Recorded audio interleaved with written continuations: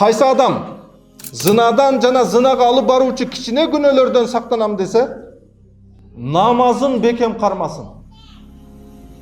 Себеби пайгамбарыбыз саллаллаху алейхи вассаламга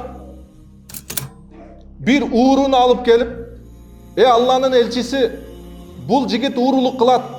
Ушул кишини уурулуктан тыйып коюңуз, насаатыңызды айтып коюңуз дегенде пайгамбарыбыз саллаллаху алейхи вассалам ал намазына бекем болсун деп айтат.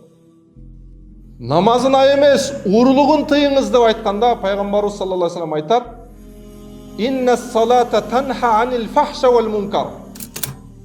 Чындыгында намаз инсан баласын уяттуу жана жаман көрүлгөн иштерден сактайт деген аятты окуйт. Биз чыныгы таза, күнөөдөн аруу болгон инсан болоюн десек, намазга бекем болуштугубузду аалымдарыбыз көрсөтөт.